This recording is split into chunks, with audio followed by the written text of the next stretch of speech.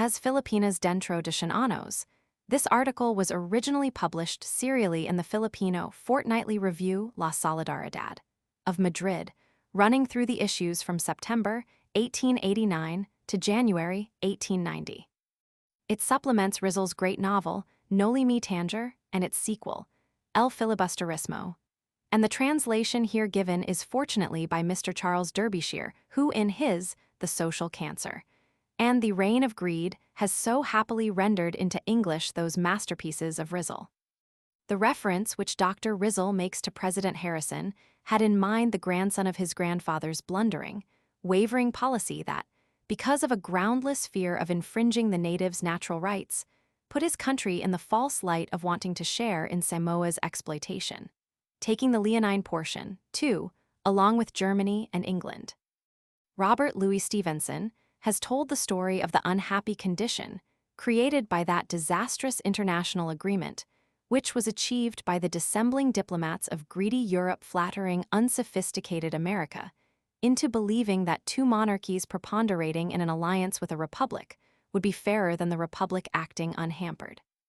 In its day, the scheme was acclaimed by irrational idealists as a triumph of American abnegation and an example of modern altruism. It resulted that the international agreement became a constant cause of international disagreements, as any student of history could have foretold, until, disgusted and disillusioned, the United States tardily recalled Washington's warning against entanglements with foreign powers and became a party to a real partition, but this time playing the lamb's part. England was compensated with concessions in other parts of the world. The United States was given what it had already held under a cession 27 years old, and Germany took the rest, as her emperor had planned from the start.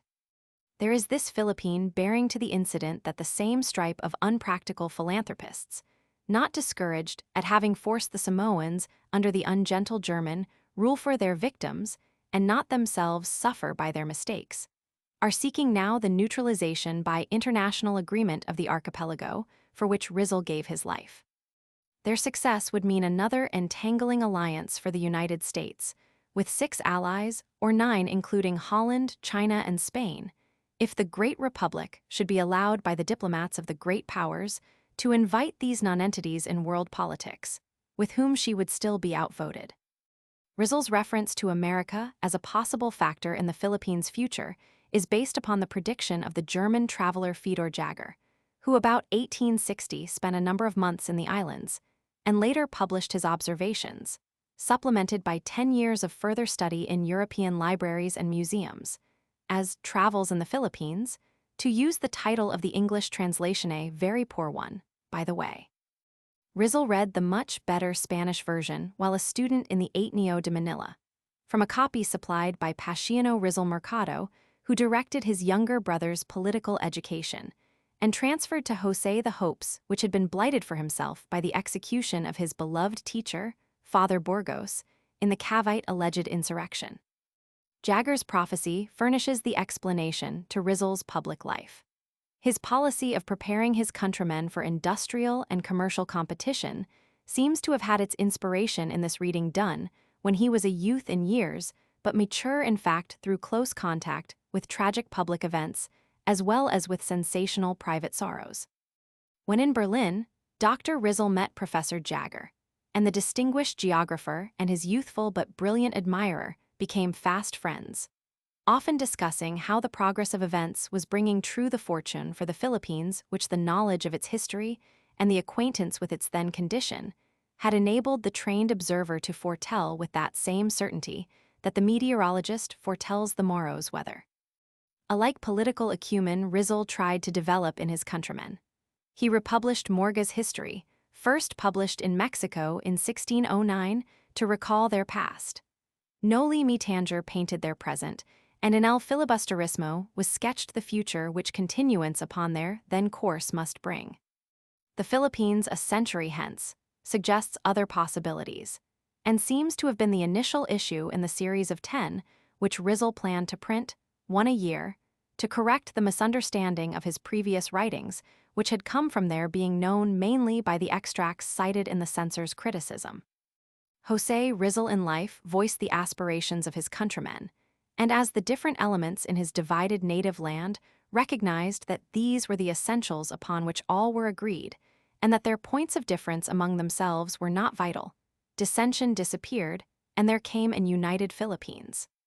Now, since his death, the fact that both continental and insular Americans look to him as their hero makes possible the hope that misunderstandings based on differences as to details may cease when Filipinos recognize that the American government in the Philippines, properly approached, is willing to grant all that Rizal considered important, and when Americans understand that the people of the Philippines, unaccustomed to the frank discussions of democracy, would be content with so little even as Rizal asked of Spain, if only there were some salve for their unwittingly wounded amor proprio.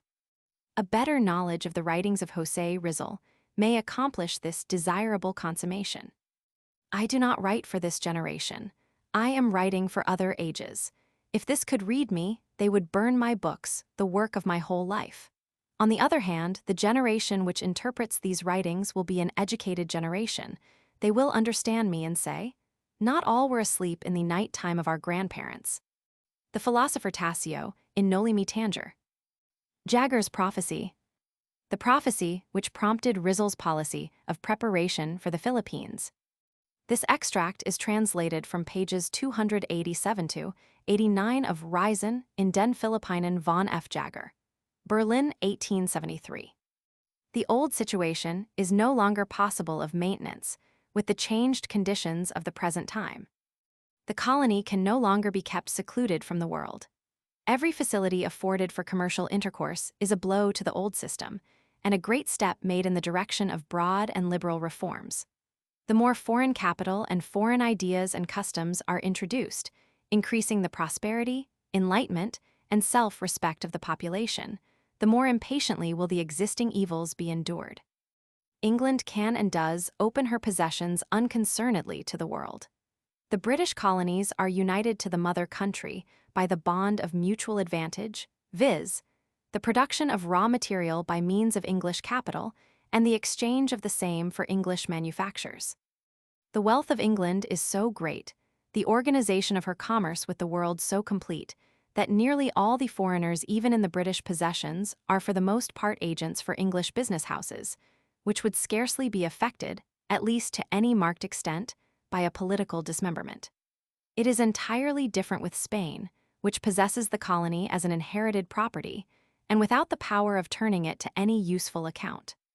Government monopolies rigorously maintained, insolent disregard and neglect of the half-castes and powerful Creoles, and the example of the United States were the chief reasons of the downfall of the American possessions.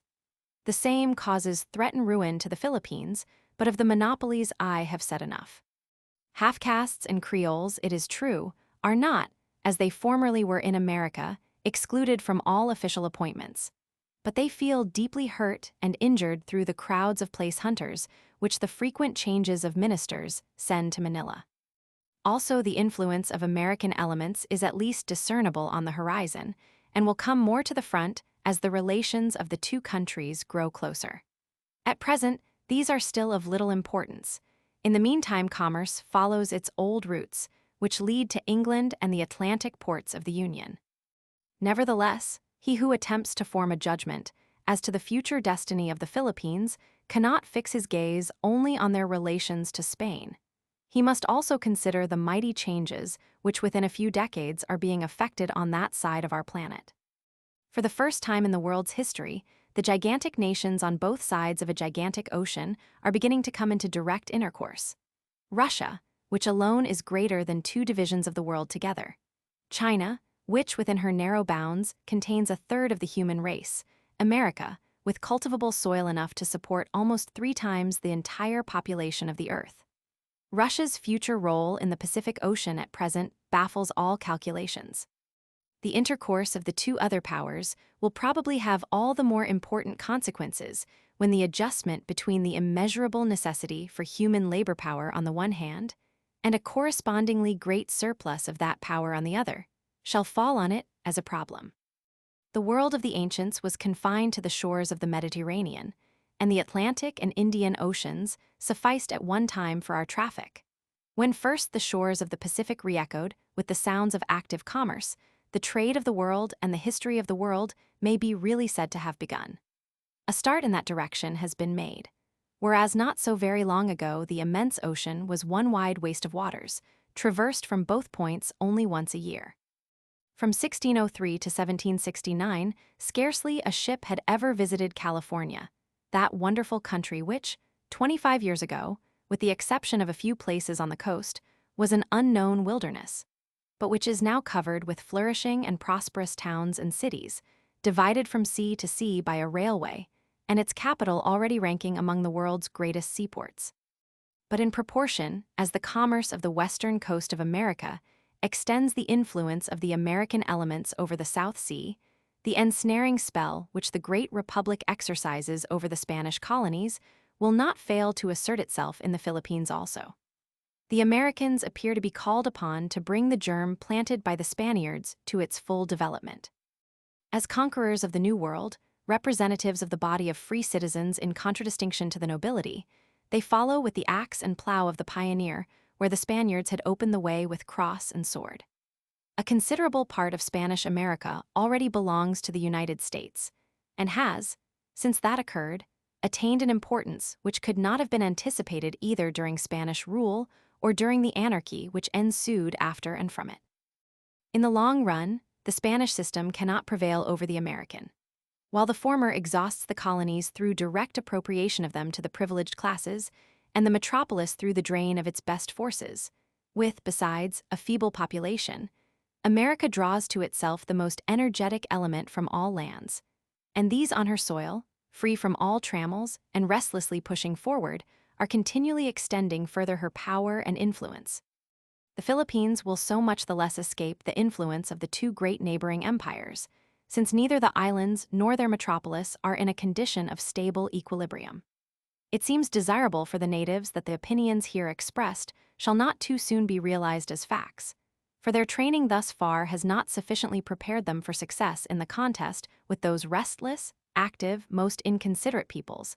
They have dreamed away their youth. The Philippines a century hence. 1. Following our usual custom of facing squarely the most difficult and delicate questions relating to the Philippines, without weighing the consequences that our frankness may bring upon us, we shall in the present article treat of their future.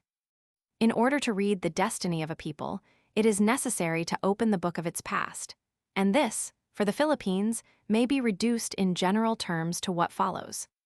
Scarcely had they been attached to the Spanish crown than they had to sustain with their blood and the efforts of their sons the wars and ambitions of conquest of the Spanish people.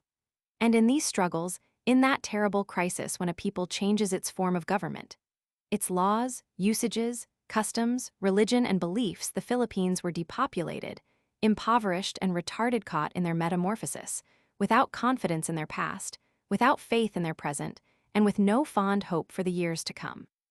The former rulers who had merely endeavored to secure the fear and submission of their subjects, habituated by them to servitude, fell like leaves from a dead tree, and the people, who had no love for them nor knew what liberty was, easily changed masters, perhaps hoping to gain something by the innovation.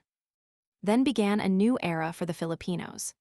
They gradually lost their ancient traditions, their recollections, they forgot their writings, their songs, their poetry, their laws, in order to learn by heart other doctrines, which they did not understand, other ethics, other tastes, different from those inspired in their race by their climate and their way of thinking. Then there was a falling off, they were lowered in their own eyes, they became ashamed of what was distinctively their own, in order to admire and praise what was foreign and incomprehensible. Their spirit was broken and they acquiesced. Thus years and centuries rolled on. Religious shows, rites that caught the eye, songs, lights, images arrayed with gold, worship in a strange language, legends, miracles, and sermons hypnotized the already naturally superstitious spirit of the country, but did not succeed in destroying it altogether, in spite of the whole system afterwards developed and operated with unyielding tenacity. When the ethical abasement of the inhabitants had reached this stage, when they had become disheartened and disgusted with themselves, an effort was made to add the final stroke for reducing so many dormant wills and intellects to nothingness, in order to make of the individual a sort of toiler, a brute, a beast of burden, and to develop a race without mind or heart. Then the end sought was revealed, it was taken for granted, the race was insulted, an effort was made to deny it every virtue, every human characteristic. And there were even writers and priests who pushed the movement still further by trying to deny to the natives of the country not only capacity for virtue, but also even the tendency to vice. Then this which they had thought would be death was sure salvation. Some dying persons are restored to health by a heroic remedy. So great endurance reached its climax with the insults, and the lethargic spirit woke to life. His sensitiveness, the chief trait of the native, was touched, and while he had had the forbearance to suffer and die under a foreign flag, he had it not when they whom he served repaid his sacrifices with insults and jests. Then he began to study himself and to realize his misfortune. Those who had not expected this result, like all despotic masters, regarded as a wrong every complaint, every protest, and punished it with death, endeavoring thus to stifle every cry of sorrow with blood, and they made mistake after mistake. The spirit of the people was not thereby cowed, and even though it had been awakened in only a few hearts, its flame nevertheless was surely and consumingly propagated, thanks to abuses and the stupid endeavors of certain classes to stifle noble and generous sentiments. Thus, when a flame catches a garment, fear and confusion propagate it more and more, and each shake, each blow, is a blast from the bellows to fan it into life. Undoubtedly, during all this time, there were not lacking generous and noble spirits among the dominant race that tried to struggle for the rights of humanity and justice, or sordid and cowardly ones among the dominated that aided the debasement of their own country. But both were exceptions, and we are speaking in general terms. Such is an outline of their past, we know their present, now what will their future be? Will the Philippine Islands continue to be a Spanish colony, and if so, what kind of colony? Will they become a province of Spain, with or without autonomy? And to reach this stage, what kind of sacrifices will have to be made? Will they be separated from the mother country to live independently, to fall into the hands of other nations, or to ally themselves with neighboring powers? It is impossible to reply to these questions, for to all of them both yes and no may be answered, according to the time desired to be covered. When there is in nature no fixed condition, how much less must there be in the life of a people, beings endowed with mobility and movement? So it is that in order to deal with these questions, it is necessary to presume an unlimited period of time, and in accordance therewith try to forecast future events. 2. What will become of the Philippines within a century? Will they continue to be a Spanish colony? Had this question been asked 3 centuries ago, when at Legazpi's death the Malayan Filipinos began to be gradually undeceived, and finding the yoke heavy, tried in vain to shake it off, without any doubt whatsoever the reply would have been easy. To a spirit enthusiastic over the liberty of the country, to those unconquerable Cagayanes who nourished within themselves the spirit of the Magalats, to the descendants of the heroic Gat Pulintang and Gat Salakab of the province of Batangas, independence was assured. It was merely a question of getting together and making a determined effort. But for him who, disillusioned by sad experience, saw everywhere discord and disorder, apathy and brutalization in the lower classes, discouragement and disunion in the upper, only one answer presented itself, and it was: extend his hands to the chains, bow his neck beneath the yoke, and accept the future with the resignation of an invalid who watches the leaves fall and foresees a long winter amid whose snows he discerns the outlines of his grave. At that time, discord justified pessimism, but 3 centuries past, the neck had become accustomed to the yoke, and each new generation, begotten in chains, was constantly better adapted to the new order of things.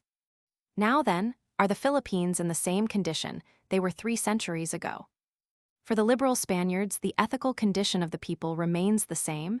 That is, the native Filipinos have not advanced. For the friars and their followers, the people have been redeemed from savagery. That is, they have progressed. For many Filipinos' ethics, spirit, and customs have decayed, as decay all the good qualities of a people that falls into slavery, that is, they have retrograded. Laying aside these considerations, so as not to get away from our subject, Let us draw a brief parallel between the political situation then and the situation at present, in order to see if what was not possible at that time can be so now, or vice versa. Let us pass over the loyalty the Filipinos may feel for Spain. Let us suppose for a moment, along with Spanish writers, that there exist only motives for hatred and jealousy between the two races. Let us admit the assertions flaunted by many that 3 centuries of domination have not awakened in the sensitive heart of the native a single spark of affection or gratitude. And we may see whether or not the Spanish cause has gained ground in the islands. Formerly, the Spanish authority was upheld among the natives by a handful of soldiers, 300 to 500 at most, many of whom were engaged in trade and were scattered about not only in the islands, but also among the neighboring nations, occupied in long wars against the Mohammedans in the south, against the British and Dutch, and ceaselessly harassed by Japanese, Chinese, or some tribe in the interior. Then communication with Mexico and Spain was slow, rare, and difficult. Frequent and violent the disturbances among the ruling powers in the islands, the treasury nearly always empty, and the life of the colonists dependent upon one frail ship that handled the Chinese trade. Then the seas in those regions were infested with pirates, all enemies of the Spanish name, which was defended by an improvised fleet, generally manned by rude adventurers, when not by foreigners and enemies, as happened in the expedition of Gomez Perez das Marinas, which was checked and frustrated by the mutiny of the Chinese rowers, who killed him and thwarted all his plans and schemes. Yet in spite of so many adverse circumstances, the Spanish authority has been upheld for more than 3 centuries, and, though it has been curtailed, still continues to rule the destinies of the Philippine group. On the other hand, the present situation seems to be gilded and rosy, as we might say, a beautiful morning compared to the vexed and stormy night of the past. The material forces at the disposal of the Spanish sovereign have now been trebled, the fleet relatively improved, there is more organization in both civil and military affairs. Communication with the sovereign country is swifter and surer. She has no enemies abroad. Her possession is assured, and the country dominated seems to have less spirit, less aspiration for independence, a word that is to it almost incomprehensible. Everything then at first glance presages another 3 centuries, at least, of peaceful domination and tranquil suzerainty. But above the material considerations are arising others, invisible, of an ethical nature, far more powerful and transcendental. Orientals, and the Malays in particular, are a sensitive people. Delicacy of sentiment is predominant with them. Even now, in spite of contact with the Occidental nations, who have ideals different from his, we see the Malayan Filipino sacrifice everything liberty, ease, welfare, name, for the sake of an aspiration or a conceit, sometimes scientific or of some other nature. But at the least word which wounds his self-love, he forgets all his sacrifices, the labor expended, to treasure in his memory and never forget the slight he thinks he has received. So the Philippine peoples have remained faithful during 3 centuries, giving up their liberty and their independence, sometimes dazzled by the hope of the paradise promised, sometimes cajoled by the friendship offered them by a noble and generous people like the Spanish, sometimes also compelled by superiority of arms of which they were ignorant, and which timid spirits invested with a mysterious character. Or sometimes, because the invading foreigner took advantage of intestine feuds to step in as the peacemaker in discord, and thus later to dominate both parties and subject them to his authority. Spanish domination once established, it was firmly maintained, thanks to the attachment of the people to their mutual dissensions, and to the fact that the sensitive self-love of the native had not yet been wounded. Then the people saw their own countrymen in the higher ranks of the army, their general officers fighting beside the heroes of Spain and sharing their laurels, begrudged neither character, reputation, nor consideration. Then fidelity and attachment to Spain, love of the fatherland, made of the native, encomendero, and even general, as during the English invasion. Then there had not yet been invented the insulting and ridiculous epithets with which recently the most laborious and painful achievements of the native leaders have been stigmatized. Not then had it become the fashion to insult and slander in stereotyped phrase, in newspapers and books published with governmental and superior ecclesiastical approval. The people that paid, fought and poured out its blood for the Spanish name, nor was it considered either noble or witty to offend a whole race, which was forbidden to reply or defend itself. And if there were religious hypochondriacs, who in the leisure of their cloisters dared to write against it, as did the Augustinian Gaspar de San Agustin and the Jesuit Vellard, their loathsome abortions never saw the light, and still less were they themselves rewarded with mitres and raised to high offices. True it is that neither were the natives of that time such as we are now. 3 centuries of brutalization and obscurantism have necessarily had some influence upon us. The most beautiful work of divinity in the hands of certain artisans may finally be converted into a caricature. The priests of that epoch, wishing to establish their domination over the people, got in touch with it and made common cause with it against the oppressive encomenderos. Naturally, the people saw in them greater learning and some prestige and placed its confidence in them, followed their advice, and listened to them even in the darkest hours. If they wrote, they did so in defense of the rights of the native and made his cry reach even to the distant steps of the throne. And not a few priests, both secular and regular, undertook dangerous journeys as representatives of the country, and this, along with the strict and public residentia then required of the governing powers, from the captain general to the most insignificant official, rather consoled and pacified the wounded spirits, satisfying, even though it were only in form, all the malcontents. All this has passed away. The derisive laughter penetrates like mortal poison into the heart of the native who pays and suffers, and it becomes more offensive the more immunity it enjoys. A common sore, the general affront offered to a whole race, has wiped away the old feuds among different provinces. The people no longer has confidence in its former protectors, now its exploiters and executioners. The masks have fallen. It has seen that the love and piety of the past have come to resemble the devotion of a nurse who, unable to live elsewhere, desires eternal infancy, eternal weakness, for the child in order to go on drawing her wages and existing at its expense. It has seen not only that she does not nourish it to make it grow, but that she poisons it to stun its growth. And at the slightest protest, she flies into a rage. The ancient show of justice, the holy residentia, has disappeared. Confusion of ideas begins to prevail. The regard shown for a governor-general, like La Torre, becomes a crime in the government of his successor, sufficient to cause the citizen to lose his liberty and his home, if he obey the order of one official. As in the recent matter of admitting corpses into the church, it is enough to have the obedient subject later harassed and persecuted in every possible way. Obligations and taxes increase without thereby increasing rights, privileges, and liberties, or assuring the few an existence. A regime of continual terror and uncertainty disturbs the minds, a regime worse than a period of disorder, for the fears that the imagination conjures up are generally greater than the reality. The country is poor. The financial crisis through which it is passing is acute, and every one points out with the finger the persons who are causing the trouble, yet no one dares lay hands upon them.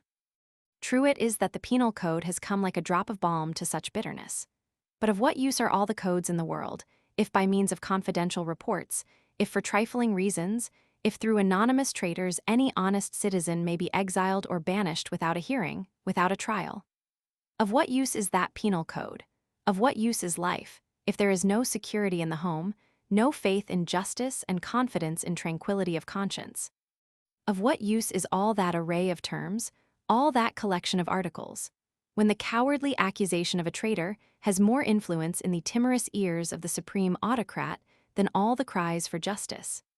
If this state of affairs should continue, what will become of the Philippines within a century? The batteries are gradually becoming charged, and if the prudence of the government does not provide an outlet for the currents that are accumulating, some day the spark will be generated. This is not the place to speak of what outcome such a deplorable conflict might have, for it depends upon chance, upon the weapons, and upon 1,000 circumstances which man cannot foresee. But even though all the advantage should be on the government's side, and therefore the probability of success, it would be a Pyrrhic victory, and no government ought to desire such. If those who guide the destinies of the Philippines remain obstinate, and instead of introducing reforms try to make the condition of the country retrograde, to push their severity and repression to extremes against the classes that suffer and think, they are going to force the latter to venture and put into play the wretchedness of an unquiet life, filled with privation and bitterness, against the hope of securing something indefinite. What would be lost in the struggle? Almost nothing. The life of the numerous discontented classes has no such great attraction that it should be preferred to a glorious death. It may indeed be a suicidal attempt, but then, what? Would not a bloody chasm yawn between victors and vanquished, and might not the latter with time and experience become equal in strength, since they are superior in numbers to their dominators? Who disputes this? All the petty insurrections that have occurred in the Philippines were the work of a few fanatics or discontented soldiers, who had to deceive and humbug the people or avail themselves of their power over their subordinates to gain their ends. So they all failed.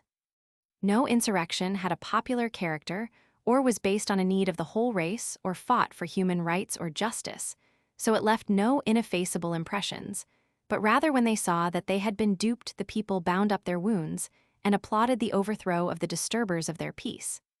But what if the movement springs from the people themselves and bases its cause upon their woes? So then, if the prudence and wise reforms of our ministers do not find capable and determined interpreters among the colonial governors and faithful perpetuators among those whom the frequent political changes send to fill such a delicate post, if met with the eternal, it is out of order, proffered by the elements who see their livelihood in the backwardness of their subjects. If just claims are to go unheeded, as being of a subversive tendency. If the country is denied representation in the Cortes and an authorized voice to cry out against all kinds of abuses, which escape through the complexity of the laws. If, in short, the system, prolific in results of alienating the goodwill of the natives, is to continue, pricking his apathetic mind with insults and charges of ingratitude, we can assert that in a few years the present state of affairs will have been modified completely and inevitably. There now exists a factor which was formerly lacking. The spirit of the nation has been aroused, and a common misfortune, a common debasement, has united all the inhabitants of the islands. A numerous enlightened class now exists within and without the islands, a class created and continually augmented by the stupidity of certain governing powers, which forces the inhabitants to leave the country to secure education abroad, and it is maintained and struggles thanks to the provocations and the system of espionage in vogue. This class, whose number is cumulatively increasing, is in constant communication with the rest of the islands, and if today it constitutes only the brain of the country, in a few years it will form the whole nervous system and manifest its existence in all its acts. Now, statecraft has various means at its disposal for checking a people on the road to progress. The brutalization of the masses through a caste addicted to the government, aristocratic, as in the Dutch colonies, or theocratic, as in the Philippines, the impoverishment of the country, the gradual extermination of the inhabitants, and the fostering of feuds among the races. Brutalization of the Malayan Filipino has been demonstrated to be impossible. In spite of the dark horde of friars, in whose hands rests the instruction of youth, which miserably wastes years and years in the colleges, issuing therefrom tired, weary, and disgusted with books. In spite of the censorship, which tries to close every avenue to progress. In spite of all the pulpits, confessionals, books, and missals that inculcate hatred toward not only all scientific knowledge, but even toward the Spanish language itself. In spite of this whole elaborate system, perfected and tenaciously operated by those who wish to keep the islands in holy ignorance, there exist writers, freethinkers, historians, philosophers, chemists, physicians, artists, and jurists. Enlightenment is spreading, and the persecution it suffers quickens it. No, the divine flame of thought is inextinguishable in the Filipino people, and somehow or other it will shine forth and compel recognition. It is impossible to brutalize the inhabitants of the Philippines. May poverty arrest their development? Perhaps, but it is a very dangerous means. Experience has everywhere shown us, and especially in the Philippines, that the classes which are better off have always been addicted to peace and order, because they live comparatively better and may be the losers in civil disturbances. Wealth brings with it refinement, the spirit of conservation, while poverty inspires adventurous ideas, the desire to change things, and has little care for life. Machiavelli himself held this means of subjecting a people to be perilous, observing that loss of welfare stirs up more obdurate enemies than loss of life. Moreover, when there are wealth and abundance, there is less discontent, less complaint, and the government, itself wealthier, has more means for sustaining itself. On the other hand, there occurs in a poor country what happens in a house where bread is wanting. And further, of what use to the mother country would a poor and lean colony be? Neither is it possible gradually to exterminate the inhabitants. The Philippine races, like all the Malays, do not succumb before the foreigner, like the Australians, the Polynesians, and the Indians of the New World. In spite of the numerous wars the Filipinos have had to carry on, in spite of the epidemics that have periodically visited them, their number has trebled, as has that of the Malays of Java and the Moluccas. The Filipino embraces civilization and lives and thrives in every clime, in contact with every people. Rum, that poison which exterminated the natives of the Pacific Islands, has no power in the Philippines, but rather, comparison of their present condition with that described by the early historians makes it appear that the Filipinos have grown soberer. The petty wars with the inhabitants of the South consume only the soldiers, people who by their fidelity to the Spanish flag, far from being a menace, are surely one of its solidest supports. There remains the fostering of intestine feuds among the provinces.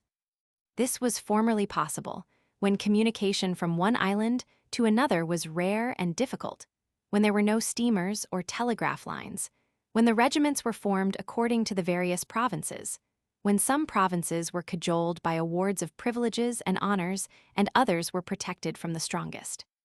But now that the privileges have disappeared, that through a spirit of distrust the regiments have been reorganized, that the inhabitants move from one island to another, communication and exchange of impressions naturally increase, and as all see themselves threatened by the same peril and wounded in the same feelings, they clasp hands and make common cause. It is true that the union is not yet wholly perfected, but to this end tend the measures of good government. The vexations to which the townspeople are subjected, the frequent changes of officials, the scarcity of centers of learning, which forces the youth of all the islands to come together and begin to get acquainted. The journeys to Europe contribute not a little to tighten the bonds, for abroad the inhabitants of the most widely separated provinces are impressed by their patriotic feelings, from sailors even to the wealthiest merchants, and at the sight of modern liberty and the memory of the misfortunes of their country, they embrace and call one another brothers. In short, then, the advancement and ethical progress of the Philippines are inevitable, are decreed by fate. The islands cannot remain in the condition they are without requiring from the sovereign country more liberty mutatis mutandis. For new men, a new social order. To wish that the alleged child remain in its swaddling clothes is to risk that it may turn against its nurse and flee, tearing away the old rags that bind it. The Philippines, then, will remain under Spanish domination, but with more law and greater liberty, or they will declare themselves independent, after steeping themselves and the mother country in blood. As no one should desire or hope for such an unfortunate rupture, which would be an evil for all and only the final argument in the most desperate predicament, let us see by what forms of peaceful evolution the islands may remain subjected to the Spanish authority with the very least detriment to the rights, interests, and dignity of both parties. 3. If the Philippines must remain under the control of Spain, they will necessarily have to be transformed in a political sense, for the course of their history and the needs of their inhabitants so require. This we demonstrated in the preceding article. We also said that this transformation will be violent and fatal if it proceeds from the ranks of the people, but peaceful and fruitful if it emanate from the upper classes. Some governors have realized this truth and, impelled by their patriotism, have been trying to introduce needed reforms in order to forestall events. But notwithstanding all that have been ordered up to the present time, they have produced scanty results, for the government as well as for the country. Even those that promised only a happy issue have at times caused injury, for the simple reason that they have been based upon unstable grounds. We said, and once more we repeat, and will ever assert, that reforms which have a palliative character are not only ineffectual but even prejudicial. when the government is confronted with evils that must be cured radically. And were we not convinced of the honesty and rectitude of some governors, we would be tempted to say that all the partial reforms are only plasters and salves of a physician who, not knowing how to cure the cancer, and not daring to root it out, tries in this way to alleviate the patient's sufferings or to temporize with the cowardice of the timid and ignorant. All the reforms of our liberal ministers were, have been, are, and will be good when carried out. When we think of them, we are reminded of the dieting of Sancho Panza in his Barataria island. He took his seat at a sumptuous and well-appointed table, covered with fruit and many varieties of food differently prepared. But between the wretch's mouth and each dish, the physician Pedro Rizio interposed his wand, saying, "Take it away." The dish removed, Sancho was as hungry as ever. True it is that the despotic Pedro Rizio gave reasons, which seem to have been written by Cervantes especially for the colonial administrations. You must not eat, Mr. Governor, except according to the usage and custom of other islands where there are governors. Something was found to be wrong with each dish. One was too hot, another too moist, and so on, just like our Pedro Rizios on both sides of the sea. Great good did his cook's skill do Sancho. In the case of our country, the reforms take the place of the dishes. The Philippines are Sancho, while the part of the quack physician is played by many persons, interested in not having the dishes touched, perhaps that they may themselves get the benefit of them. The result is that the long-suffering Sancho, or the Philippines, misses his liberty, rejects all government, and ends up by rebelling against his quack physician. In like manner, so long as the Philippines have no liberty of the press, have no voice in the Cortes to make known to the government, and to the nation whether or not their decrees have been duly obeyed, whether or not these benefit the country, all the able efforts of the colonial ministers will meet the fate of the dishes in Barataria Island. The minister, then, who wants his reforms to be reforms, must begin by declaring the press in the Philippines free and by instituting Filipino delegates. The press is free in the Philippines because their complaints rarely ever reach the peninsula, very rarely, and if they do, they are so secret, so mysterious that no newspaper dares to publish them, or if it does reproduce them, it does so tardily and badly. A government that rules a country from a great distance is the one that has the most need for a free press, more so even than the government of the home country, if it wishes to rule rightly and fitly. The government that governs in a country may even dispense with the press, if it can, because it is on the ground, because it has eyes and ears, and because it directly observes what it rules and administers. But the government that governs from afar absolutely requires that the truth and the facts reach its knowledge by every possible channel, so that it may weigh and estimate them better. And this need increases when a country like the Philippines is concerned, where the inhabitants speak and complain in a language unknown to the authorities. To govern in any other way may also be called governing, but it is to govern badly. It amounts to pronouncing judgment after hearing only one of the parties. It is steering a ship without reckoning its conditions, the state of the sea, the reefs and shoals, the direction of the winds and currents. It is managing a house by endeavoring merely to give it polish and a fine appearance without watching the money chest, without looking after the servants and the members of the family. But routine is a declivity down which many governments slide, and routine says that freedom of the press is dangerous. Let us see what history says. Uprisings and revolutions have always occurred in countries tyrannized over, in countries where human thought and the human heart have been forced to remain silent. If the great Napoleon had not tyrannized over the press, perhaps it would have warned him of the peril into which he was hurled and have made him understand that the people were weary and the earth wanted peace. Perhaps his genius, instead of being dissipated in foreign aggrandizement, would have become intensive in laboring to strengthen his position and thus have assured it. Spain herself records in her history more revolutions when the press was gagged. What colonies have become independent while they have had a free press and enjoyed liberty? Is it preferable to govern blindly or to govern with ample knowledge? Someone will answer that in colonies with a free press, the prestige of the rulers, that prop of false governments, will be greatly imperiled. We answer that the prestige of the nation is preferable to that of a few individuals. A nation acquires respect, not by abetting and concealing abuses, but by rebuking and punishing them. Moreover, To this prestige is applicable what Napoleon said about great men and their valets. We, who endure and know all the false pretensions and petty persecutions of those sham gods, do not need a free press in order to recognize them. They have long ago lost their prestige. The free press is needed by the government which still dreams of the prestige which it builds upon mined ground. We say the same about the Filipino representatives. What risks does the government see in them? One of three things: either that they will prove unruly, become political trimmers, or act properly.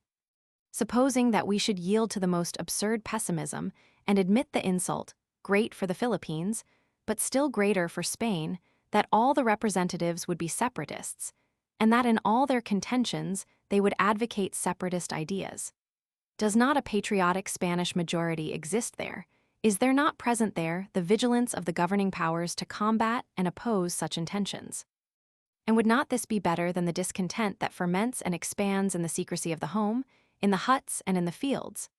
Certainly the Spanish people does not spare its blood where patriotism is concerned, but would not a struggle of principles in Parliament be preferable to the exchange of shot in swampy lands, 3,000 leagues from home, in impenetrable forests, under a burning sun or amid torrential rains? These pacific struggles of ideas, besides being a thermometer for the government, have the advantage of being cheap and glorious, because the Spanish Parliament especially abounds in oratorical paladins, invincible in debate. Moreover, it is said that the Filipinos are indolent and peaceful. Then what need the government fear? Hasn't it any influence in the elections? Frankly, it is a great compliment to the separatists to fear them in the midst of the Cortes of the nation.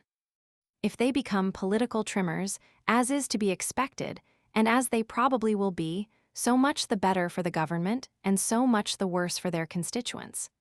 They would be a few more favorable votes, and the government could laugh openly at the separatists, if any there be. If they become what they should be, worthy, honest, and faithful to their trust, they will undoubtedly annoy an ignorant or incapable minister with their questions. But they will help him to govern, and will be some more honorable figures among the representatives of the nation. Now then, if the real objection to the Filipino delegates is that they smell like Igorots, which so disturbed in open Senate the doughty General Salamanca, then Don Sinibaldo de Maz, who saw the Igorots in person and wanted to live with them, can affirm that they will smell at worst like powder, and Senator Salamanca undoubtedly has no fear of that odor. And if this were all, the Filipinos, who there in their own country are accustomed to bathe every day, when they become representatives may give up such a dirty custom, at least during the legislative session, so as not to offend the delicate nostrils of the Salamancas with the odor of the bath. It is useless to answer certain objections of some fine writers regarding the rather brown skins and faces with somewhat wide nostrils. Questions of taste are peculiar to each race. China, for example, which has 400 million inhabitants and a very ancient civilization, considers all Europeans ugly and calls them fangquai, or red devils. Its taste has 100 million more adherents than the European. Moreover, if this is the question, we would have to admit the inferiority of the Latins, especially the Spaniards, to the Saxons, who are much whiter. And so long as it is not asserted that the Spanish Parliament is an assemblage of Adonises, Antinouses, pretty boys, and other like paragons, so long as the purpose of resorting thither is to legislate and not to philosophize or to wander through imaginary spheres, we maintain that the government ought not to pause at these objections. Law has no skin, nor reason nostrils. So we see no serious reason why the Philippines may not have representatives. By their institution, many malcontents would be silenced, and instead of blaming its troubles upon the government, as now happens, the country would bear them better, for it could at least complain, and with its sons among its legislators would in a way become responsible for their actions. We are not sure that we serve the true interests of our country by asking for representatives. We know that the lack of enlightenment, the indolence, the egotism of our fellow countrymen, and the boldness, the cunning and the powerful methods of those who wish their obscurantism, may convert reform into a harmful instrument. But we wish to be loyal to the government, and we are pointing out to it the road that appears best to us so that its efforts may not come to grief, so that discontent may disappear. If after so just, as well as necessary, a measure has been introduced, The Filipino people are so stupid and weak that they are treacherous to their own interests. Then let the responsibility fall upon them. Let them suffer all the consequences. Every country gets the fate it deserves, and the government can say that it has done its duty. These are the two fundamental reforms, which, properly interpreted and applied, will dissipate all clouds, assure affection towards Spain, and make all succeeding reforms fruitful. These are the reforms sine quibus non. It is puerile to fear that independence may come through them. The free press will keep the government in touch with public opinion, and the representatives, if they are, as they ought to be, the best from among the sons of the Philippines, will be their hostages. With no cause for discontent, how then attempt to stir up the masses of the people? Likewise inadmissible is the objection offered by some regarding the imperfect culture of the majority of the inhabitants. Aside from the fact that it is not so imperfect as is averred, there is no plausible reason why the ignorant and the defective, whether through their own or another's fault, should be denied representation to look after them and see that they are not abused. They are the very ones who most need it. No one ceases to be a man, no one forfeits his rights to civilization merely by being more or less uncultured. And since the Filipino is regarded as a fit citizen when he is asked to pay taxes or shed his blood to defend the fatherland, why must this fitness be denied him when the question arises of granting him some right? Moreover, how is he to be held responsible for his ignorance, when it is acknowledged by all, friends and enemies, that his zeal for learning is so great that even before the coming of the Spaniards, everyone could read and write, and that we now see the humblest families make enormous sacrifices in order that their children may become a little enlightened, even to the extent of working as servants in order to learn Spanish? How can the country be expected to become enlightened under present conditions when we see all the decrees issued by the government in favor of education meet with Pedro Rizos who prevent execution thereof, because they have in their hands what they call education?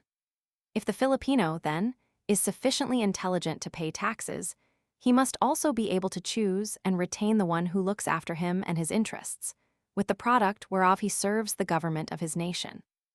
To reason otherwise is to reason stupidly. When the laws and the acts of officials are kept under surveillance, the word justice may cease to be a colonial jest. The thing that makes the English most respected in their possessions is their strict and speedy justice, so that the inhabitants repose entire confidence in the judges. Justice is the foremost virtue of the civilizing races. It subdues the barbarous nations, while injustice arouses the weakest. Offices and trusts should be awarded by competition, publishing the work and the judgment thereon, so that there may be stimulus and that discontent may not be bred. Then, if the native does not shake off his indolence, he cannot complain when he sees all the offices filled by Castillas. We presume that it will not be the Spaniard who fears to enter into this contest, for thus will he be able to prove his superiority by the superiority of intelligence. Although this is not the custom in the sovereign country, it should be practiced in the colonies, for the reason that genuine prestige should be sought by means of moral qualities, because the colonizers ought to be, or at least to seem, upright, honest, and intelligent, just as a man simulates virtues when he deals with strangers. The offices and trusts so earned will do away with arbitrary dismissal and develop employees and officials capable and cognizant of their duties. The offices held by natives, instead of endangering the Spanish domination, will merely serve to assure it, for what interest would they have in converting the sure and stable into the uncertain and problematical? The native is, moreover, very fond of peace, and prefers an humble present to a brilliant future. Let the various Filipinos still holding office speak in this matter. They are the most unshaken conservatives. We could add other minor reforms touching commerce, agriculture, security of the individual and of property, education, and so on, but these are points with which we shall deal in other articles. For the present, we are satisfied with the outlines, and no one can say that we ask too much. There will not be lacking critics to accuse us of utopianism. But what is utopia? Utopia was a country imagined by Thomas More, wherein existed universal suffrage, religious toleration, almost complete abolition of the death penalty, and so on. When the book was published, these things were looked upon as dreams, impossibilities, that is, utopianism. Yet civilization has left the country of utopia far behind. The human will and conscience have worked greater miracles, have abolished slavery, and the death penalty for adultery, things impossible for even utopia itself. The French colonies have their representatives. The question has also been raised in the English Parliament of giving representation to the Crown colonies, for the others already enjoy some autonomy. The press there also is free. Only Spain, which in the 16th century was the model nation in civilization, lags far behind. Cuba and Puerto Rico, whose inhabitants do not number a third of those of the Philippines, and who have not made such sacrifices for Spain, have numerous representatives. The Philippines in the early days had theirs, who conferred with the king and the pope on the needs of the country. They had them in Spain's critical moments, when she groaned under the Napoleonic yoke, and they did not take advantage of the sovereign country's misfortune like other colonies, but tightened more firmly the bonds that united them to the nation, giving proofs of their loyalty, and they continued until many years later. What crime have the islands committed that they are deprived of their rights? To recapitulate, the Philippines will remain Spanish if they enter upon the life of law and civilization, if the rights of their inhabitants are respected, if the other rights due them are granted, if the liberal policy of the government is carried out without trickery or meanness, without subterfuges or false interpretations. Otherwise, if an attempt is made to see in the islands a load to be exploited, a resource to satisfy ambitions, thus to relieve the sovereign country of taxes, killing the goose that lays the golden eggs and shutting its ears to all cries of reason, then, however great may be the loyalty of the Filipinos, it will be impossible to hinder the operations of the inexorable laws of history. Colonies established to subserve the policy and the commerce of the sovereign country all eventually become independent, said Bachelet, and before Bachelet all the Phoenician, Carthaginian, Greek, Roman, English, Portuguese, and Spanish colonies had said it. Close indeed are the bonds that unite us to Spain. Two peoples do not live for 3 centuries in continual contact, sharing the same lot, shedding their blood on the same fields, holding the same beliefs, worshipping the same God, interchanging the same ideas. But that ties are formed between them stronger than those fashioned by arms or fear. Mutual sacrifices and benefits have engendered affection. Machiavelli, the great reader of the human heart, said la natura digli uomini, iacute cosi obligarsi per li beneficii ci essi fanno, cum per quelli ci essi ricevono. It is human nature to be bound as much by benefits conferred as by those received. All this, and more, is true, but it is pure sentimentality, and in the arena of politics, stern necessity and interests prevail. Howsoever much the Filipinos owe Spain, they cannot be required to forgo their redemption, to have their liberal and enlightened sons wander about in exile from their native land, the rudest aspirations stifled in its atmosphere, the peaceful inhabitant living in constant alarm, with the fortune of the two peoples dependent upon the whim of one man. Spain cannot claim, not even in the name of God himself, that 6 millions of people should be brutalized, exploited, and oppressed, denied light and the rights inherent to a human being, and then heap upon them slights and insults. There is no claim of gratitude that can excuse, there is not enough powder in the world to justify, the offenses against the liberty of the individual, against the sanctity of the home, against the laws, against peace and honor, offenses that are committed there daily. There is no divinity that can proclaim the sacrifice of our dearest affections, the sacrifice of the family, the sacrileges and wrongs that are committed by persons who have the name of God on their lips.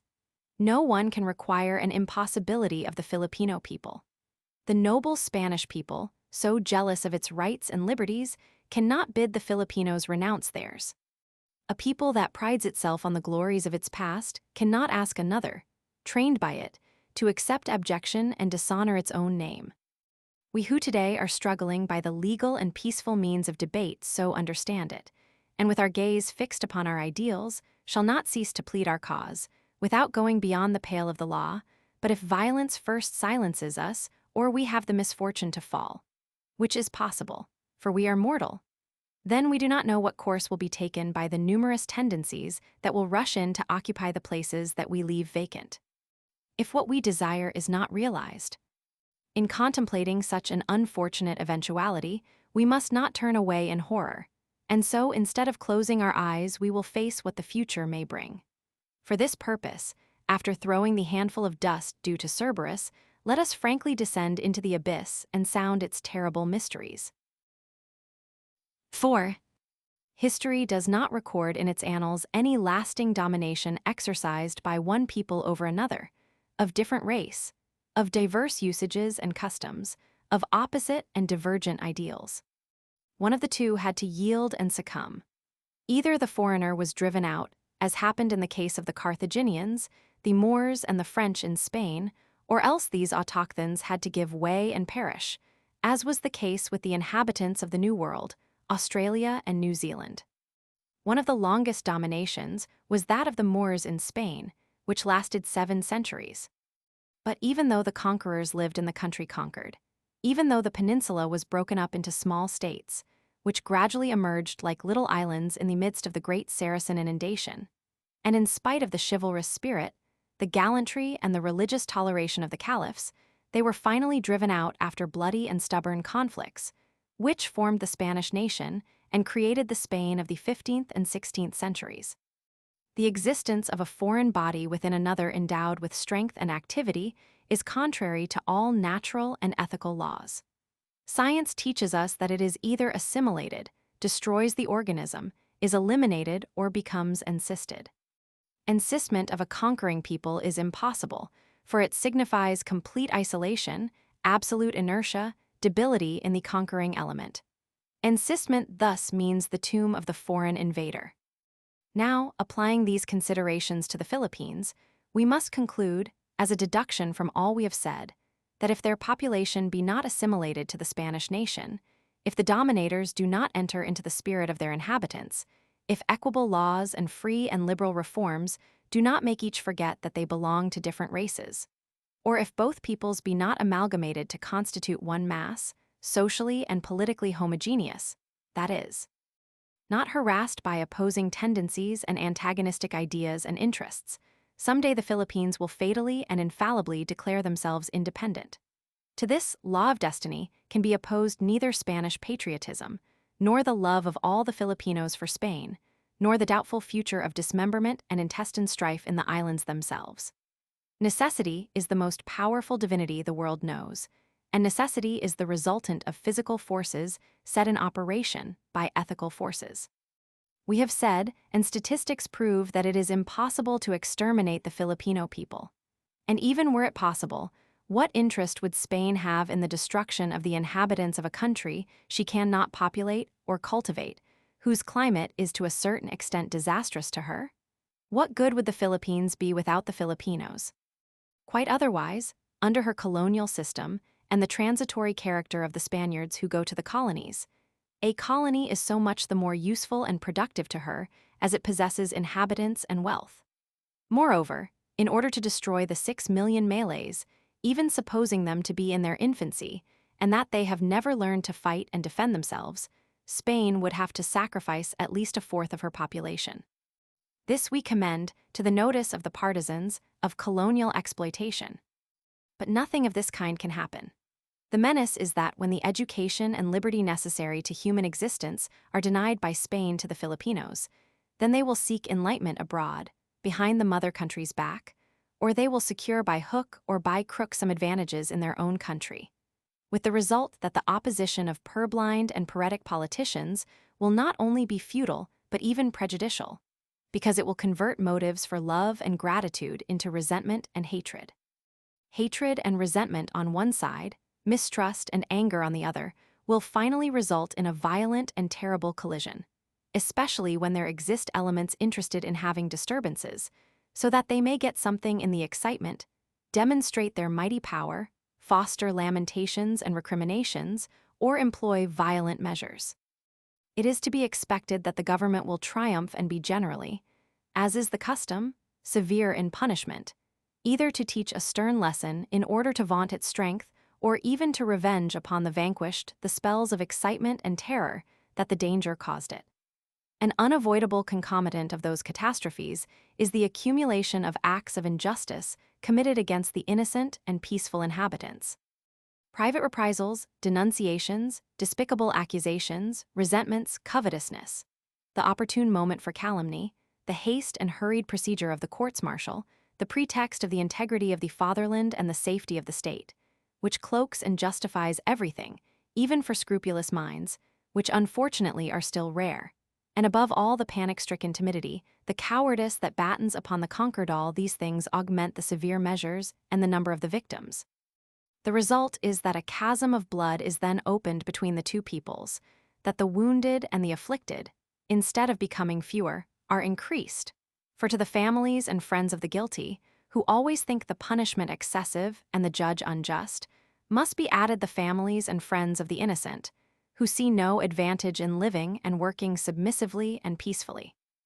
Note, too, that if severe measures are dangerous in a nation made up of a homogeneous population, the peril is increased 100-fold when the government is formed of a race different from the governed.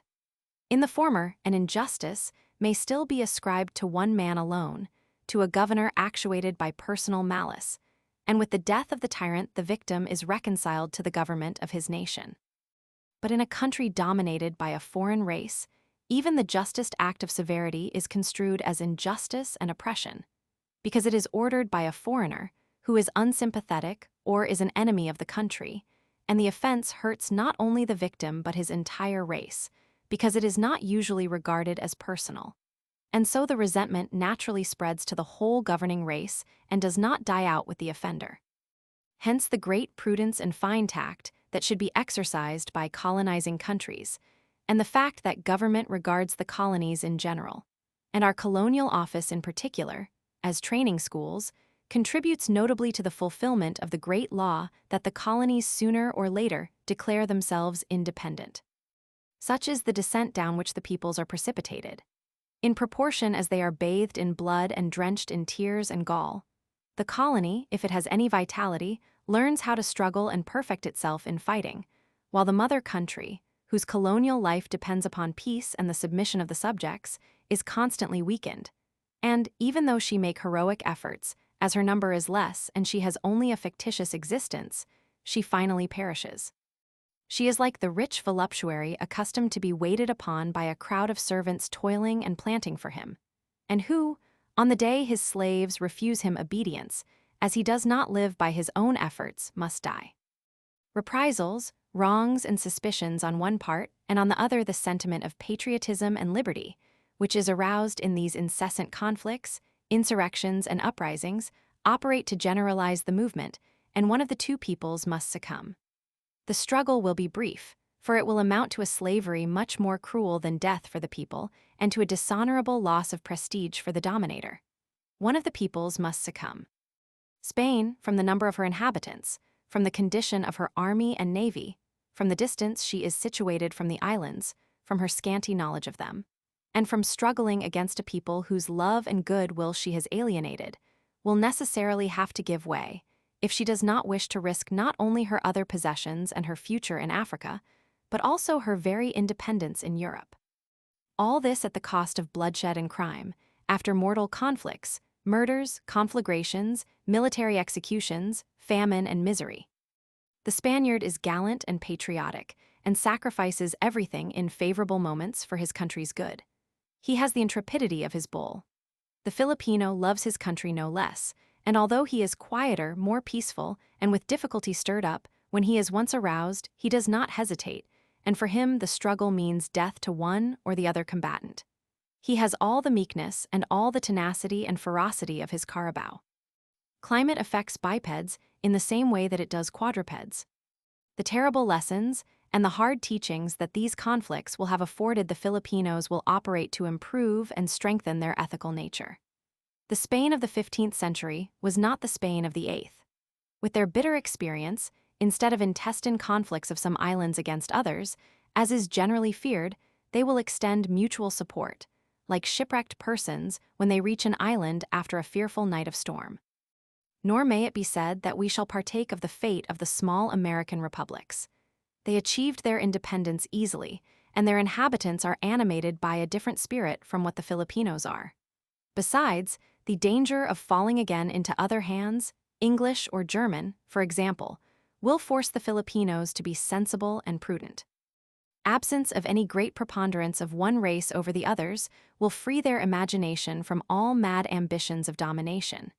And as the tendency of countries that have been tyrannized over, when they once shake off the yoke, is to adopt the freest government, like a boy leaving school, like the beat of the pendulum, by a law of reaction the islands will probably declare themselves a federal republic.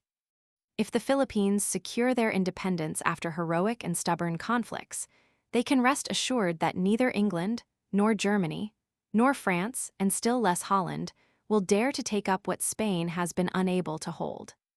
Within a few years, Africa will completely absorb the attention of the Europeans, and there is no sensible nation which, in order to secure a group of poor and hostile islands, will neglect the immense territory offered by the Dark Continent, untouched, undeveloped, and almost undefended. England has enough colonies in the Orient and is not going to risk losing her balance. She is not going to sacrifice her Indian empire for the poor Philippine Islands. If she had entertained such an intention, she would not have restored Manila in 1763, but would have kept some point in the Philippines, whence she might gradually expand. Moreover, what need has John Bull the trader to exhaust himself for the Philippines, when he is already Lord of the Orient, when he has there Singapore, Hong Kong, and Shanghai? It is probable that England will look favorably upon the independence of the Philippines, for it will open their ports to her and afford greater freedom to her commerce. Furthermore, there exist in the United Kingdom tendencies and opinions to the effect that she already has too many colonies, that they are harmful, that they greatly weaken the sovereign country. For the same reasons, Germany will not care to run any risk, and because a scattering of her forces and a war in distant countries will endanger her existence on the continent. Thus we see her attitude, as much in the Pacific as in Africa, is confined to conquering easy territory that belongs to nobody. Germany avoids any foreign complications. France has enough to do and sees more of a future in Tonking and China, besides the fact that the French spirit does not shine in zeal for colonization. France loves glory, but the glory and laurels that grow on the battlefields of Europe. The echo from battlefields in the Far East hardly satisfies her craving for renown, for it reaches her quite faintly. She has also other obligations, both internally and on the continent. Holland is sensible and will be content to keep the Moluccas and Java. Sumatra offers her a greater future than the Philippines, whose seas and coasts have a sinister omen for Dutch expeditions. Holland proceeds with great caution in Sumatra and Borneo from fear of losing everything. China will consider herself fortunate if she succeeds in keeping herself intact and is not dismembered or partitioned among the European powers that are colonizing the continent of Asia. The same is true of Japan. On the north she has Russia, who envies and watches her, on the south England, with whom she is in accord even to her official language. She is, moreover, under such diplomatic pressure from Europe that she cannot think of outside affairs until she is freed from it, which will not be an easy matter. True it is that she has an excessive population, but Korea attracts her more than the Philippines and is, also, easier to seize. Perhaps the great American Republic, whose interests lie in the Pacific and who has no hand in the spoliation of Africa, may someday dream of foreign possession. This is not impossible, for the example is contagious. Covetousness and ambition are among the strongest vices, and Harrison manifested something of this sort in the Salmon question. But the Panama Canal is not opened, nor the territory of the states congested with inhabitants, and in case she should openly attempt it, the European powers would not allow her to proceed, for they know very well that the appetite is sharpened by the first bites. North America would be quite a troublesome rival if she should once get into the business. Furthermore, this is contrary to her traditions. Very likely, the Philippines will defend with inexpressible valor the liberty secured at the price of so much blood and sacrifice. With the new men that will spring from their soil, and with the recollection of their past, they will perhaps strive to enter freely upon the wide road of progress, and all will labor together to strengthen their fatherland, both internally and externally, with the same enthusiasm with which a youth falls again to tilling the land of his ancestors, so long wasted and abandoned through the neglect of those who have withheld it from him. Then the mines will be made to give up their gold for relieving distress, iron for weapons, copper, lead, and coal. Perhaps the country will revive the maritime and mercantile life for which the islanders are fitted by their nature, ability, and instincts, and once more free, like the bird that leaves its cage, like the flower that unfolds to the air, will recover the pristine virtues that are gradually dying out and will again become addicted to peace, cheerful, happy, joyous, hospitable, and daring. These and many other things may come to pass within something like 100 years. But the most logical prognostication, the prophecy based on the best probabilities, may err through remote and insignificant causes. An octopus that seized Mark Antony's ship altered the face of the world. A cross on cavalry and a just man nailed thereon changed the ethics of half the human race. And yet before Christ, how many just men wrongfully perished, and how many crosses were raised on that hill? The death of the just sanctified his work and made his teaching unanswerable.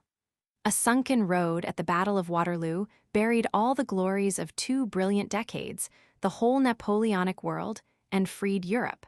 Upon what chance accidents will the destiny of the Philippines depend? Nevertheless, it is not well to trust to accident, for there is sometimes an imperceptible and incomprehensible logic in the workings of history. Fortunately, peoples as well as governments are subject to it. Therefore, we repeat, and we will ever repeat while there is time, that it is better to keep pace with the desires of a people than to give way before them. The former begets sympathy and love, the latter contempt and anger. Since it is necessary to grant 6 million Filipinos their rights, so that they may be in fact Spaniards, let the government grant these rights freely and spontaneously, without damaging reservations, without irritating mistrust. We shall never tire of repeating this while a ray of hope is left us, for we prefer this unpleasant task to the need of some day saying to the mother country, Spain, we have spent our youth in serving thy interests in the interests of our country. We have looked to thee, we have expended the whole light of our intellects, all the fervor and enthusiasm of our hearts in working for the good of what was thine, to draw from thee a glance of love, a liberal policy that would assure us the peace of our native land and thy sway over loyal but unfortunate islands. Spain, thou hast remained deaf, and, wrapped up in thy pride, hast pursued thy fatal course and accused us of being traitors, merely because we love our country, because we tell thee the truth and hate all kinds of injustice. What dost thou wish us to tell our wretched country when it asks about the result of our efforts? Must we say to it that, since for it we have lost everything youth, future, hope, peace, family, since in its service we have exhausted all the resources of hope, all the disillusions of desire, it also takes the residue which we cannot use, the blood from our veins and the strength left in our arms. Spain, must we some day tell Filipinas that thou hast no ear for her woes, and that if she wishes to be saved, she must redeem herself? Rizal's farewell address. Addressed to some Filipinos. Countrymen, on my return from Spain I learned that my name had been in use, among some who were in arms, as a war cry. The news came as a painful surprise, but believing it already closed, I kept silent over an incident which I considered irremediable. Now I notice indications of the disturbances continuing, and if any still, in good or bad faith, are availing themselves of my name, to stop this abuse and undeceive the unwary I hasten to address you these lines that the truth may be known. From the very beginning, when I first had notice of what was being planned, I opposed it and demonstrated its absolute impossibility. This is the fact, and witnesses to my words are now living. I was convinced that the scheme was utterly absurd and, what was worse, would bring great suffering. I did even more. When later, against my advice, the movement materialized, of my own accord I offered not alone my good offices, but my very life and even my name to be used in whatever way might seem best, toward stifling the rebellion. For, convinced of the ills which it would bring, I considered myself fortunate if, at any sacrifice, I could prevent such useless misfortunes. This equally is of record. My countrymen, I have given proofs that I am one most anxious for liberties for our country, and I am still desirous of them. But I place as a prior condition the education of the people, that by means of instruction and industry our country may have an individuality of its own and make itself worthy of these liberties. I have recommended in my writings the study of civic virtues, without which there is no redemption. I have written likewise, and repeat my words, that reforms, to be beneficial, must come from above, that those which come from below are irregularly gained and uncertain. Holding these ideas, I cannot do less than condemn, and I do condemn, this uprising as absurd, savage, and plotted behind my back, which dishonors us Filipinos and discredits those who could plead our cause. I abhor its criminal methods and disclaim all part in it, pitying from the bottom of my heart the unwary who have been deceived. Return, then, to your homes, and may God pardon those who have worked in bad faith. José Rizal. Fort Santiago, December 15, 1896. The Spanish Judge Advocate General commented upon the address. The preceding address to his countrymen, which Dr. Rizal proposes to direct to them, is not in substance the patriotic protest against separatist manifestations and tendencies which ought to come from those who claim to be loyal sons of Spain. According to his declarations, Don José Rizal limits himself to condemning the present insurrectionary movement as premature, and because he considers now its triumph impossible, but leaves it to be inferred that the wished-for independence can be gained by procedures less dishonorable than those now being followed by the rebels, when the culture of the people shall be a most valuable asset for the combat and guarantee its successful issue. For Rizal, the question is of opportunists, not of principles nor of aims. His manifesto might be summarized in these words: "Because of my proofs of the rebellion's certainty to fail, lay down your arms, my countrymen. Later I shall lead you to the promised land." So far from being conducive to peace, it could advance in the future the spirit of rebellion. For this reason, the publication of the proposed address seems impolitic, and I would recommend to Your Excellency to forbid its being made public, but to order that all these papers be forwarded to the judge advocate therein and added to the case against Rizal. Manila, December 19, 1896. Rizal's defense. These additions were really Dr. Rizal's defense before the court-martial, which condemned him and pretended to have tried him, on the charge of having organized revolutionary societies and so being responsible for the rebellion. The only counsel permitted him, a young lieutenant selected from the junior Spanish army officers, risked the displeasure of his superiors in the few words he did say, but his argument was pitiably weak. The court scene, where Rizal sat for hours with his elbows corded back of him while the crowd, unrebuked by the court, clamored for his death, recalls the stories of the bloody assizes of Judge Jeffreys and of the bloodthirsty tribunals of the Reign of Terror.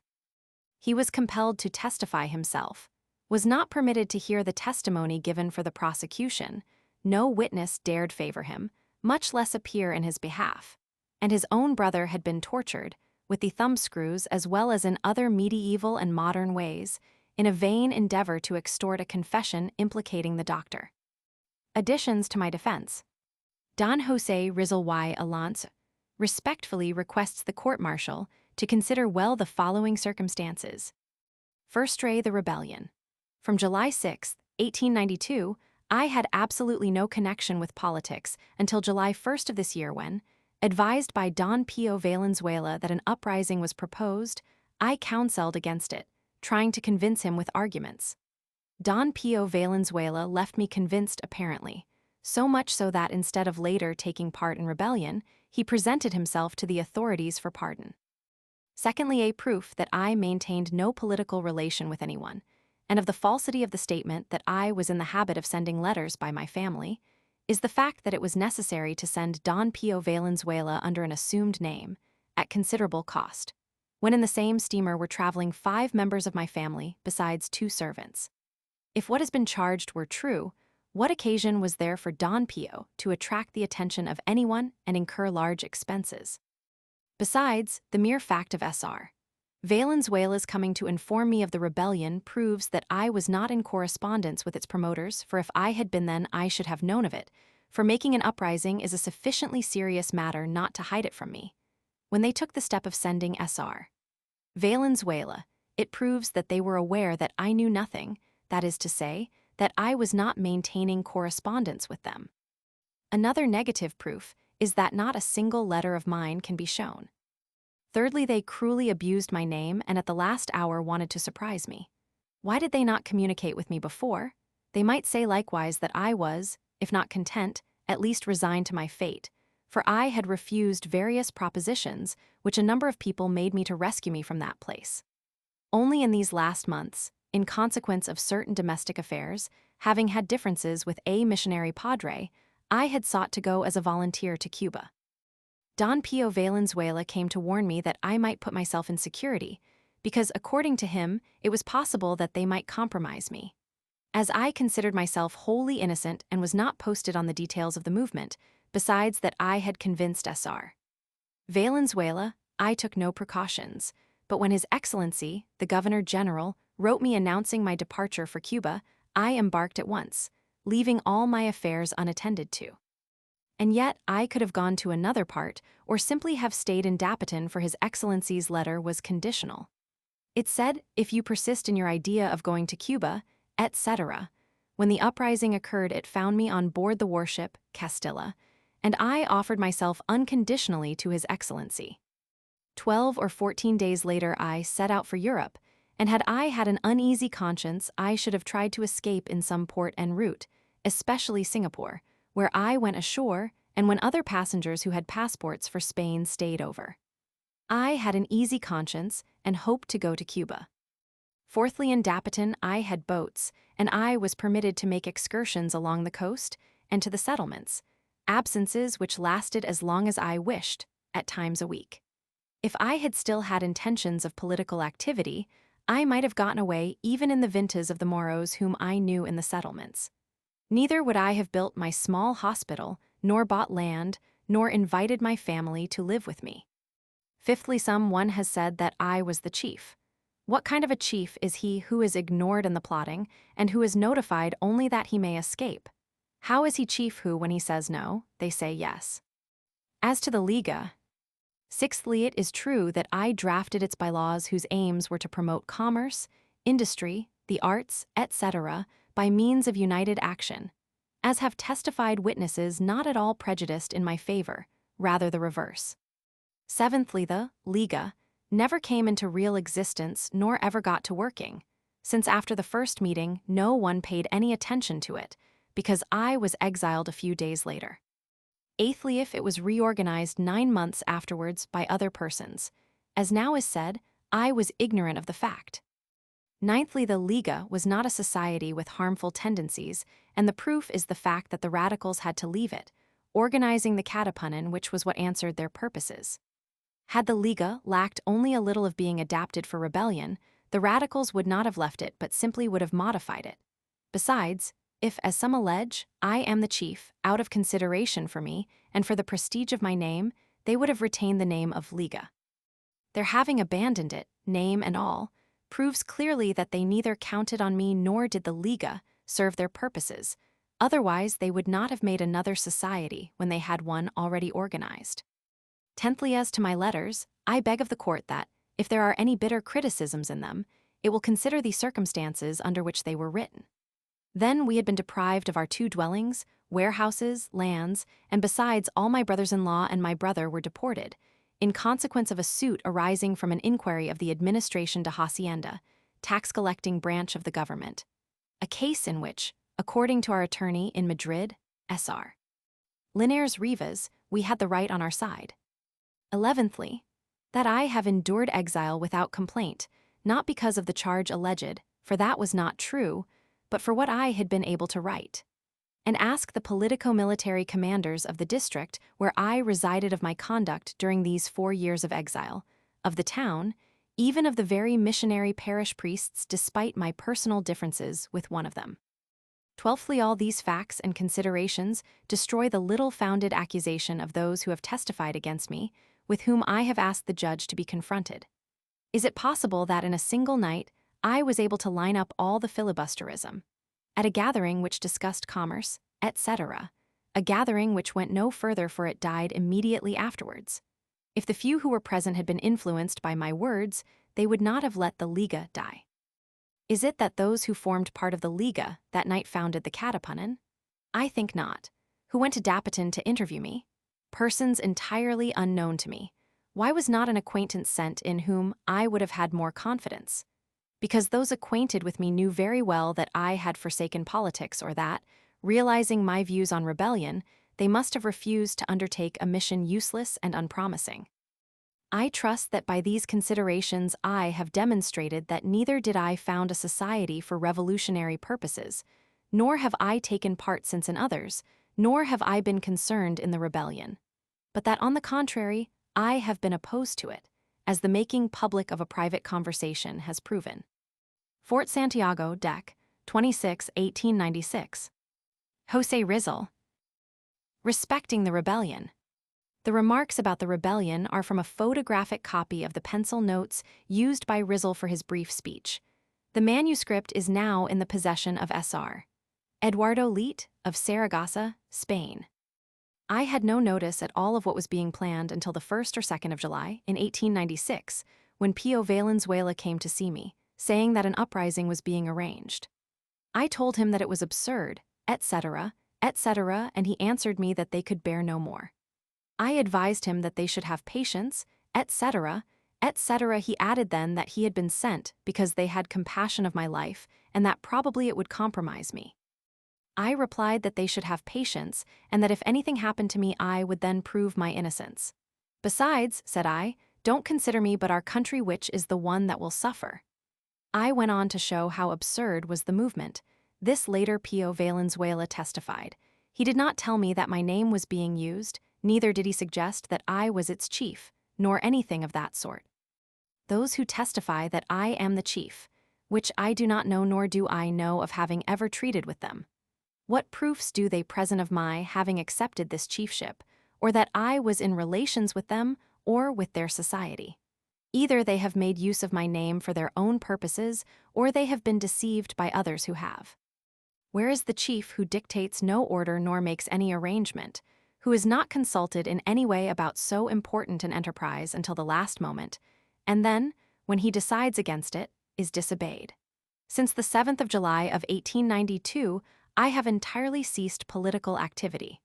It seems some have wished to avail themselves of my name for their own ends. A plant I am, that scarcely grown, was torn from out its eastern bed, where all around perfume is shed, and life but as a dream is known. The land that I can call my own, by me forgotten ne'er to be, where trilling birds their song taught me, and cascades with their ceaseless roar, and all along the spreading shore the murmurs of the sounding sea. While yet in childhood's happy day, I learned upon its sun to smile, and in my breast there seemed the while seething volcanic fires to play. A bard I was, and my wish always to call upon the fleeting wind with all the force of verse in mind. Go forth and spread around its fame from zone to zone with glad acclaim, and earth to heaven together bind. From Me Piden Versos, 1882, verses from Madrid for his mother. One by one they have passed on, all I loved and moved among dead or married from me gone, for all I place my heart upon by fate adverse or stung. Go thou too, O Muse, depart. Other regions fairer find for my land, but offers art for the laurel, chains that bind for a temple, prisons blind. But before thou leavest me, speak, tell me with thy voice sublime, thou couldst ever for me seek a song of sorrow for the weak, defiance to the tyrant's crime. From a Mi Musa, 1884, requested by a young lady of Madrid. Notes: an encomendero was a Spanish soldier, who, as a reward for faithful service, was set over a district, with power to collect tribute and the duty of providing the people with legal protection and religious instruction. This arrangement is memorable in early Philippine annals, chiefly for the flagrant abuses that appear to have characterized it. No official was allowed to leave the islands at the expiration of his term of office, until his successor or a council appointed by the sovereign inquired into all the acts of his administration and approved them. This residencia was a fertile source of recrimination and retaliation, so the author quite aptly refers to it a little further on as the ancient show of justice. The Penal Code was promulgated in the islands by Royal Order of September 4, 1884. Cervantes' Don Quixote, Part 2, Chapter 47,